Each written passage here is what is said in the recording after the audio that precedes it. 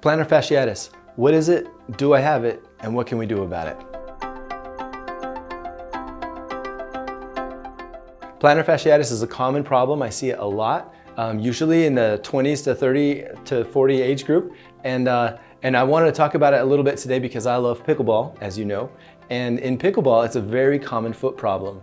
Plantar fasciitis is an inflammation of the bottom of the feet.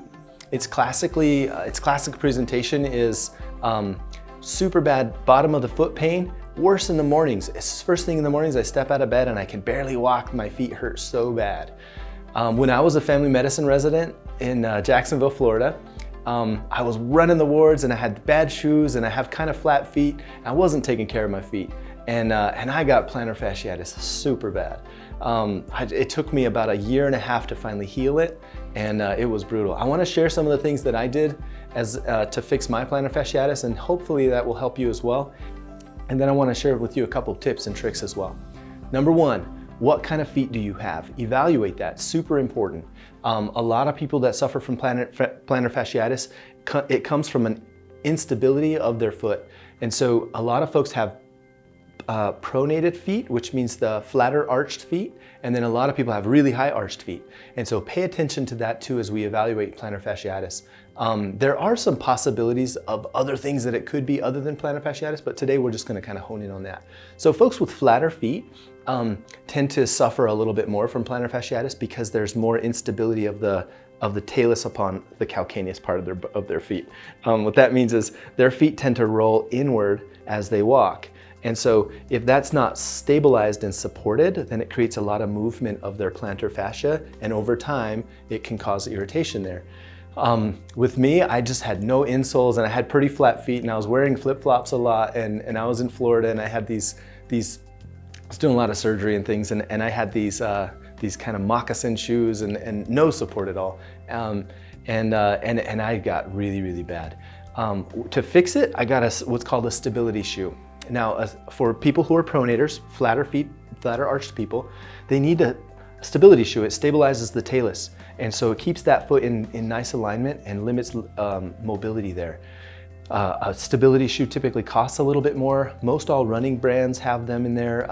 I really like Solomon's, but there's a whole bunch out there. You can get them in Asics, New Balance, a whole bunch of different ones. But I would get their stability shoe. If you take the stability shoe, the back, this is the heel cup over here. The heel cup to about 2/3 of the shoe is really stable. It doesn't move. You can bend the toe, but the rest of the shoe is like rock solid. That heel cup is also very, very firm too. So you can squeeze it and it's like really, really firm. All of my kids have pronated feet as well. The genes came through strong.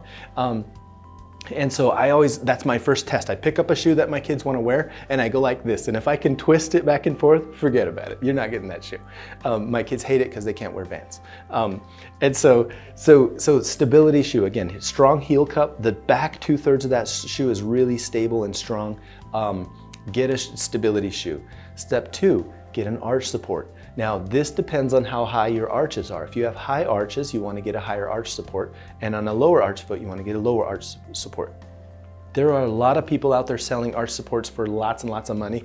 You don't need that. 90% of the time, you don't need a specialized arch support to support your foot.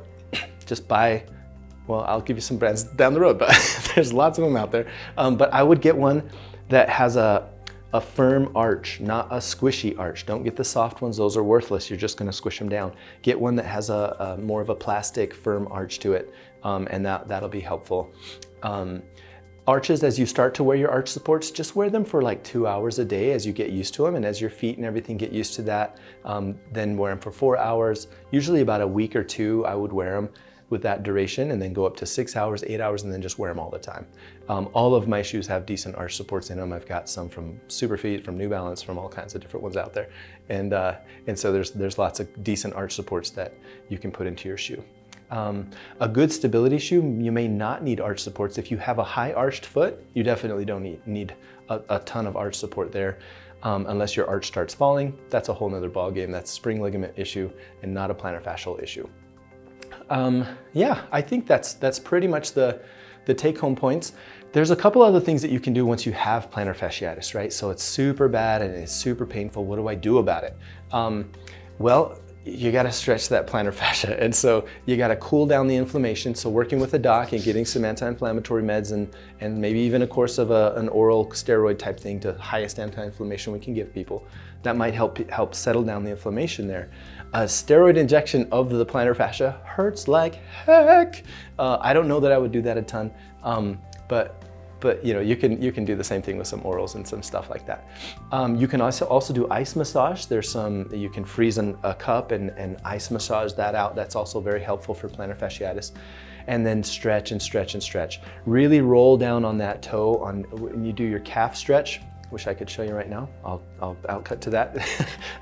There's a calf stretch that you can do. When you roll up on your calf, roll up on your toes and then roll back through your calf stretch. Super helpful. And then, yeah, wear the right shoes, do the right stretches, take some anti-inflammatories, and rest this thing. If you can, stay off your feet. Flip-flops are the devil, especially if they have no arch support. Your plantar fascia is moving all over the place trying to support itself, and you're just gonna keep proliferating the problem. Okay guys, we were talking about plantar fasciitis. This is the plantar fascia. It runs from the base of your toes to the base of your heel, and it can be inflamed anywhere along those points. So you can have pain up here, midfoot, behind foot. It can all be plantar fasciitis, or you can have the whole thing inflamed. When I had it, the whole thing hurt super bad. Let me talk to you about a few stretches that we can do for it. So it's very similar to our calf stretch, where you're kind of just stretching your calf, but then watch my knee really carefully. I'm bringing my knee down, and I'm bringing my knee down, and then I gotta roll on that plantar fascia. So you gotta roll onto your toes and really roll back and really kind of sit back on it, right? So you can really push that back.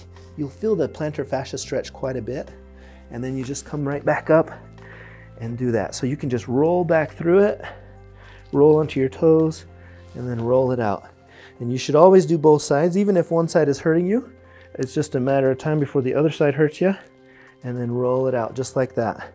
Yeah, so that's plantar fasciitis. That's what it is. That's what we're doing about it. Hope this helps you guys. Dr. Sanders with Voyage Direct Primary Care. Guys, we offer a subscription family medical service for our people. We do foot consults all the time. We're happy to help with plantar fasciitis and other foot and ankle problems. I'm board certified in family medicine, so we can take care of the whole tree, and happy to do that. Check out our website at voyagedpc.com. Make sure you subscribe to our YouTube channel and like our Facebook page. Thanks.